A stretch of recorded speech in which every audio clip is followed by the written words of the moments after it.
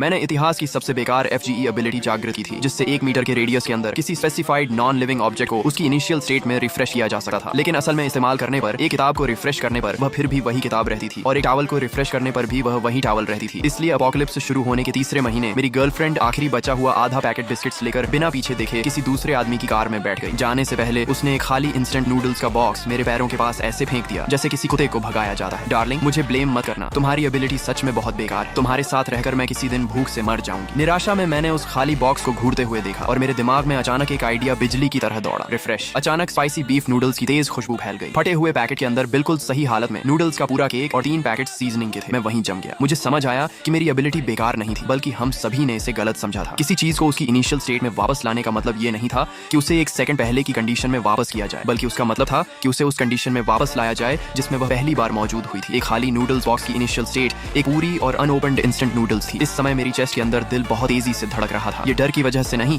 बल्कि extreme excitement की वजह से था। मैंने उस कन्वीनियंस स्टोर के चारों तरफ देखा, जिसे पूरी तरह लूट किया जा चुका था। शेल्फ्स पर हर तरफ खुले हुए स्नैक्स के पैकेट्स पड़े थे और खाली ड्रिंक्स बॉटल्स भी थी। दूसरों की नजर में यह सब गार्बेज था, लेकिन अब मेरी नजरों में यह एक एंडलेस ट्रेजर था। मैंने तुरंत नूडल्स बनाने की जल्दबाजी नहीं की, क्योंकि अपोकलिप्स में किसी भी फूड की स्मेल अनवांटेड लोगों को यहाँ खींच सकती थी। मैं सावधानी से कन्वीनियंस स्टोर की दूसरी मंजिल पर मौजूद वेयर हाउस में चढ़ गया। फिर मैंने एक भारी शेल्फ से दरवाजे को अंदर से ब्लॉक कर दिया। सेफ्टी कंफर्म करने के बाद ही मैंने अपना एक्सपेरिमेंट शुरू किया। मैंने खाली नूडल्स बॉक्स जमीन पर रखा और मन में कहा, रिफ्रेश। मेरी आंखों के सामने बॉक्स पर एक बेयरली विजिबल रिपल चमकी और अगले ही पल वहां एक बिल्कुल नया नूडल्स पैकेट दिखाई दिया। फिर से मैं अपनी खुशी को कंट्रोल करते हुए लगातार रिफ्रेश करता रहा। 10 मिनट बाद मेरे सामने 60 नूडल्स पैकेट से बना एक छोटा सा पहाड़ खड़ा था। मेरी एबिलिटी का कूल डाउन टाइम सिर्फ 10 सेकंड्स था। इसका मतलब था कि मेरे पास अनलिमिटेड सप्लाईज हो सकती थी। इसके बाद मेरी नजर पास पड़े एक खाली मिनरल वाटर बॉटल पर गई। रिफ्रेश। अचानक उसके अंदर 500 मिलीलीटर की साफ पानी की बॉटल दिखाई दी। फिर मैंने जमीन पर पड़े उस फर्स्ट एड किट को देखा, जिसके अंदर सिर्फ पैकेजिंग बची थी। रिफ्रेश। अगले ही पल मेरे हाथ में एक बिल्कुल नया फर्स्ट एड किट था। मेरी सांसें तेज हो गईं। फूड, वाटर और मेडिसिन जैसे अपोकलिप्स में सबसे वैल्यूएबल रिसोर्सेज अब मेरे लिए अनलिमिटेड थे। जंगथिंग, तुम्हें मेरी एबिलिटी यूजलेस लगी थी ना? बस इंतजार करो, एक दिन तुम लोग घुटनों पर बैठकर मेरे पास आओगे और मुझसे एक बाइट फूड मांगोगे। अगले 3 दिनों तक मैंने खुद को वेयर हाउस के अंदर बंद रखा। यहाँ पहाड़ की तरह जमा खाली पैकेजिंग बॉक्सेस मेरे रॉ मटेरियल्स बन गए थे। चिप्स, बिस्किट्स, चॉकलेट और जितने भी खाने लायक सामान थे, मैंने उन्हें रिफ्रेश करके कई बड़े कार्टन्स में बदल दिया। अलग अलग ड्रिंक्स और मिनरल वाटर ने वेयर हाउस का आधा कॉर्नर भर दिया। सबसे इंपॉर्टेंट बात यह थी कि मुझे एक खाली गैस सिलेंडर मिल गया। कन्वीनियंस स्टोर में मिले पोर्टेबल गैस स्टोव के साथ आखिरकार मैं गर्म खाना खा सकता था। वेयर हाउस की सारी विंडोज बंद करने के बाद मैंने एक पॉट में पानी उबाला। मैंने 3 पैकेट सीजनिंग फाड़े और नूडल्स को सावधानी से पानी में डाल दिया। जब उसकी गर्म और डिलिशियस स्मेल मेरी नाक में पहुंची, तो आखिरकार मेरी आंखों से आंसू निकल पड़े। मैं रोते हुए भी तेजी से नूडल्स खाने लगा। अपोकलिप्स शुरू होने के बाद यह पहली बार था जब मैंने इतना पेट भरकर और इतनी राहत से खाना खाया था।